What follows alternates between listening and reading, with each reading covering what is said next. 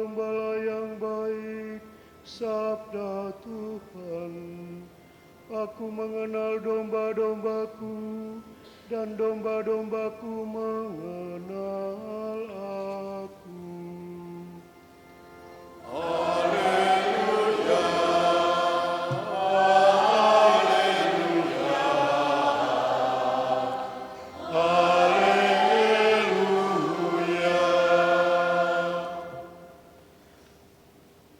Tuhan bersamamu.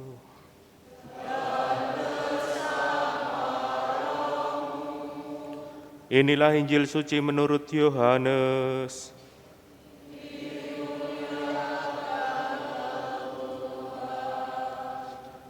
Pada suatu hari Yesus bersabda, "Akulah gembala yang baik.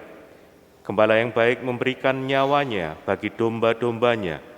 Sedangkan seorang upahan yang bukan gembala dan yang bukan pemilik domba-domba itu sendiri, ketika melihat serigala datang, meninggalkan domba-domba itu lalu lari, sehingga serigala itu menerkam dan mencerai-beraikan domba-domba itu. Ia lari karena ia seorang upahan dan tidak memperhatikan domba-domba itu. Akulah gembala yang baik. Aku mengenal domba-dombaku dan domba-dombaku mengenal aku. Sama seperti Bapa mengenal aku dan aku mengenal Bapa. Dan aku memberikan nyawaku bagi domba-dombaku. Tetapi aku juga mempunyai domba-domba lain yang bukan dari kandang ini. Domba-domba itu harus aku tuntun juga. Mereka akan mendengarkan suaraku dan mereka akan menjadi satu kawanan dengan satu gembala. Bapa mengasihi aku, oleh karena aku memberikan nyawaku agar aku menerimanya kembali. Tidak seorang pun mengambilnya dari aku, melainkan aku memberikannya menurut kehendakku sendiri. Aku berkuasa memberikannya dan berkuasa mengambilnya kembali. Inilah perintah yang aku terima dari Bapakku." Demikianlah sabda Tuhan.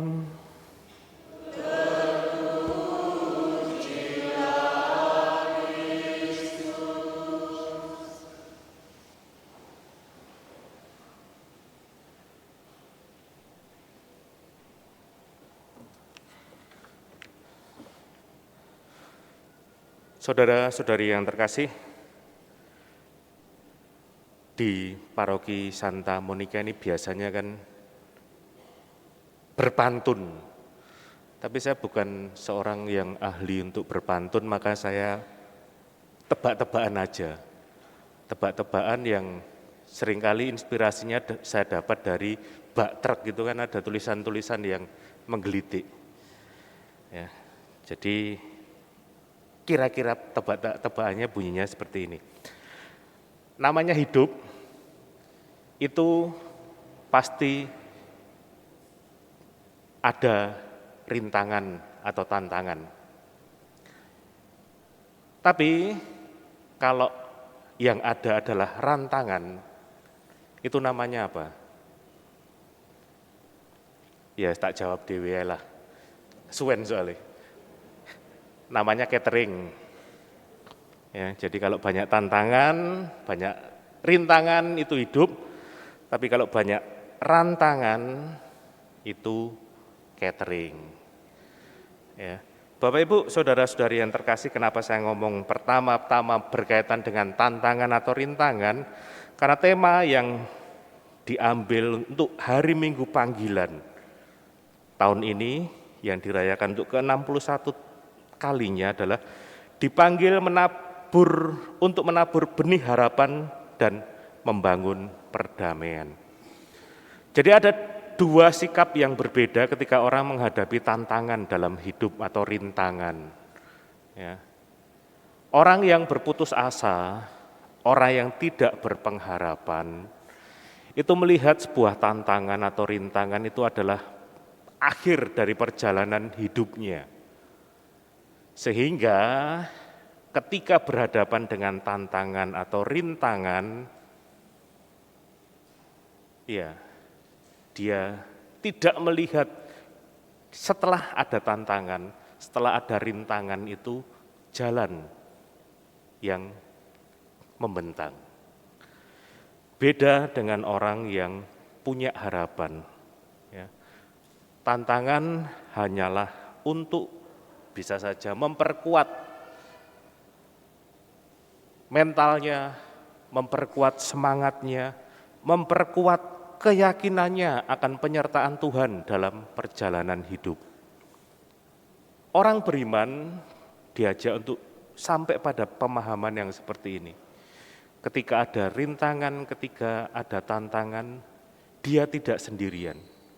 Ada Tuhan di sana yang menyertai, ya, yang memberi pengharapan bahwa setelah orang bisa melampaui rintangan itu, ada jalan yang tetap terbentang untuk tentunya sampai pada sebuah tujuan. Bagi kita, orang beriman, pengikut Yesus, bacaan yang pertama memberi harapan kepada kita, bagaimana kita melihat sebuah tantangan atau menjadikan Tuhan sebagai sumber kekuatan dalam perjalanan hidup kita. Pada bagian akhir tadi Anda mendengar bacaan pertama, ya. Yesus adalah batu yang telah dibuang oleh tukang-tukang bangunan, yaitu kamu sendiri, namun ia telah menjadi batu penjuru. Dan keselamatan tidak ada dalam siapapun juga selain di dalam Dia. Inilah harapan kita. Inilah sumber semangat dalam menjalani perjalanan hidup kita yang tadi ada tantangan, ada rintangan, mungkin juga ada rantangan. Ya, kalau di pastoran itu kan hampir tiap hari ada rantangan. Jadi tidak hanya tantangan tapi rantangan. Jadi lengkap. Saya ngalami rantangan juga. Hari ini kita bersama-sama diajak untuk merenungkan Yesus adalah gembala yang baik. Dan gembala yang baik di samping mengenal domba-domba dan domba-domba mengenalnya, domba-domba mendengarkan suaranya, tetapi yang penting adalah domba atau gembala ini membawa para domba untuk sampai pada sebuah keselamatan. Yaitu, Tuhan adalah gembalaku, takkan kekurangan aku.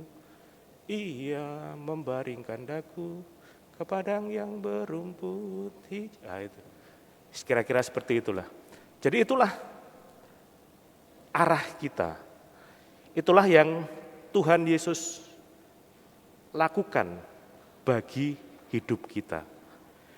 Dia ya, tidak hanya mengenal, ya tadi sekali lagi tidak hanya mengenal, tidak hanya kita harus mengenal Dia dengan lebih baik, tetapi bahwa Dia akan membawa keselamatan kepada kita.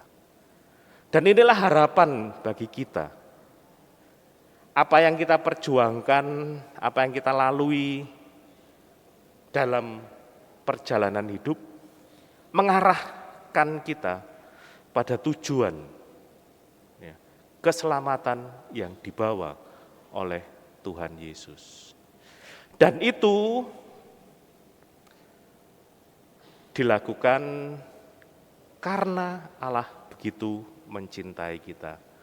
Bahkan dalam kisah yang lain kan dikatakan bahwa gembala yang baik itu rela meninggalkan domba yang 99 yang baik, yang tidak membutuhkan pertobatan, mencari satu domba yang tersesat, dan kemudian ketika menemukan itu bersukacita. Sampai sedemikian itulah upaya dari gembala, sang gembala yang baik. Dan kemudian memang dalam perjalanan karya kegembalaan itu diteruskan oleh para murid.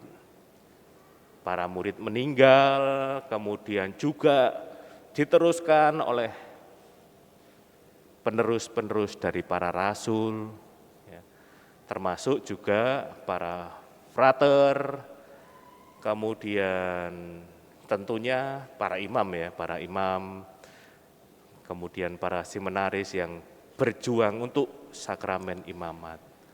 Tetapi dalam minggu ini kita sebetulnya juga tidak hanya sekedar berdoa bagi para imam, para calon imam, tetapi memang kepada mereka yang menempuh panggilan secara khusus, juga para suster, ya, sebetulnya juga keluarga.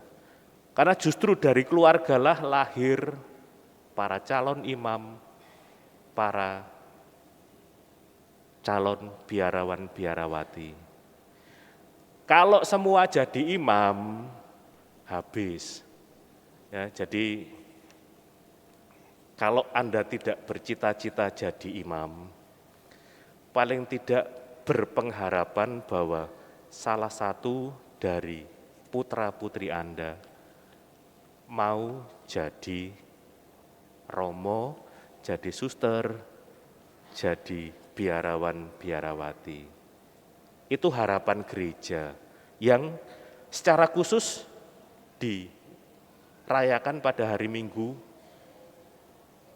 Paskah yang keempat ini.